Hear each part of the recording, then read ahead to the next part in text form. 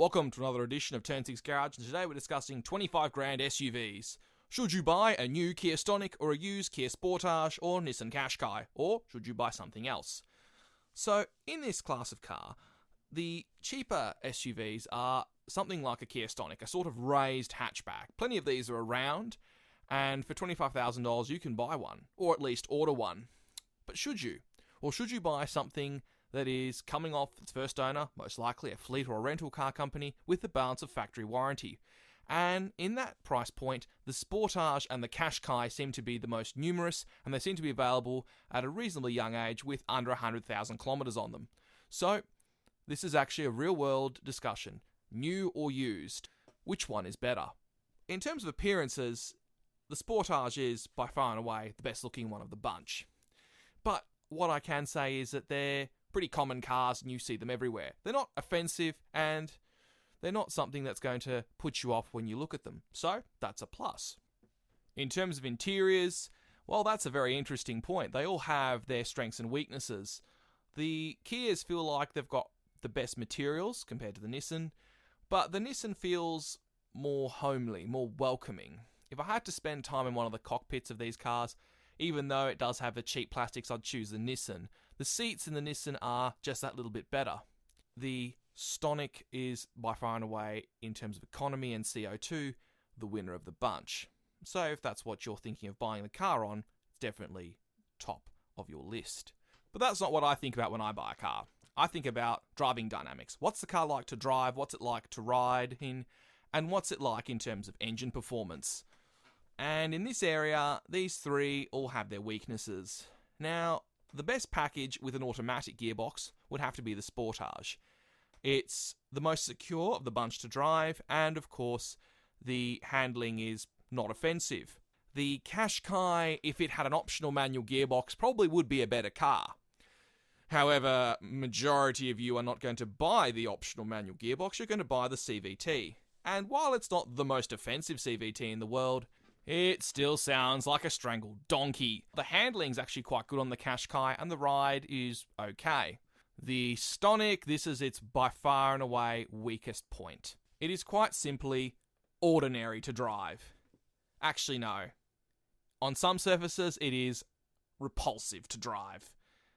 The handling and the ride are all at sea with it. It just doesn't feel like a composed package. There are cars out there that are 30 years older that drive significantly better than a brand new Stonic. However, given the demand for new Stonics, not many people agree with me. And there is a lot of demand for those cars. 27,778 is what a brand new Stonic is with an automatic gearbox, or if you want to save $1,000, you can buy a manual. Now, I have seen manuals as low as $23,990, and I would at least drive it and vaguely contemplate it for that money. But 27,778, and you've got a wait list. 25 grand in a Stonic gets you a year-old car with about 20,000 Ks, or a 2-year-old one with anywhere between 10 and 40,000 Ks, depending on who's selling it. 25 grand in a Qashqai buys you a 2019 Qashqai with about 60,000 Ks. 27 grand buys you a 2020 Qashqai with 40,000 Ks. Similar deal for the Sportage. A 2020 Sportage for 27 grand would be a car with around 60,000 Ks, or for 25 grand you could get a 2019 car with about 80,000 Ks still with warranty on them. In the Qashqai's case, the manual Qashqai really represents the best value for money of the bunch. You can get yourself a 2019 Qashqai with a manual box, 70-odd thousand Ks for about $21,000, and that, with the balance of the factory warranty, okay, it's a year of warranty left on it, it's actually a good idea. Now, there are alternatives out there.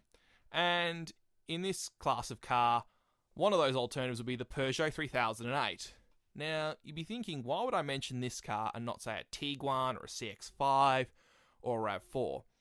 Well, while there are plenty of those cars out there, for this kind of money, you're getting a car with over 100,000 Ks in a Tiguan, a RAV4 or a CX-5, or it's at least 7 years old. They're quite desirable. The Peugeot, less so. 27 grand in a 3008 buys you a 2017-2018 car with about 60 or 70,000 Ks on it. 25 buys you a 17 with about 90 on the clock, depending on what you can find. They did sell fewer Peugeots, but As a car, dynamically, it blows all of these cars into the weeds, and it is quite a nice place to sit in. And the 1.6 turbocharged 3008 is actually a reasonably reliable car. So before we decide on any of these cars, let's discuss the reliability. In terms of reliability, the Stonic's clearly the better car. There's not much to go wrong with that 1.4 litre engine, and the torque converter automatic gearbox is reasonably reliable as well. There's not a whole lot on that car that's likely to give you trouble. It's quite simple, the running gear, but simple is effective in this case. The Sportage, well, the 2 litre GDI engine doesn't tend to suffer from as many failures as its 2.4 equivalent, but of course this thing has engine issues, and it's something you simply can't ignore with these cars, especially if it's not well maintained. Most of these things suffer engine problems if they're not that well maintained.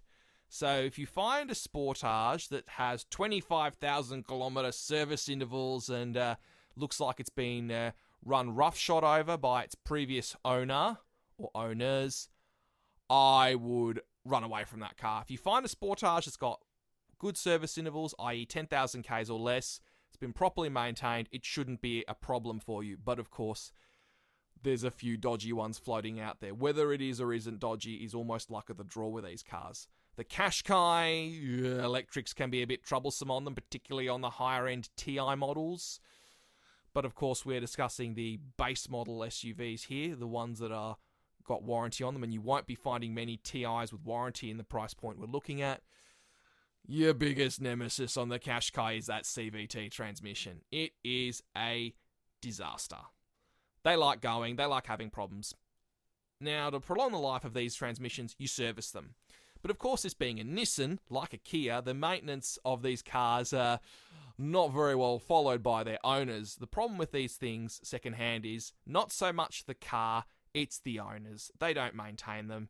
And in the case of the Qashqai and the Sportage, not maintaining it can result in a very expensive failure. You could, of course, get around the problem with the Qashqai by buying a manual.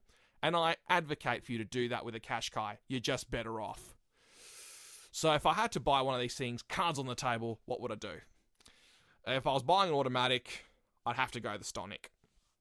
And yes, I know it's got a waiting list, but I'd buy some cheapo and then buy the Stonic afterwards and sell the cheapo because you'll get the money back for the cheapo. Because the Stonic, to me, is the only one in the automatics that I could say definitively is going to be a reliable route. My second answer would be, if I was after a manual, it would be the Qashqai. Qashqai as a manual would be a car I'd think about getting. But, of course, many of you won't agree with me. So if you like what we're doing, remember to like and subscribe.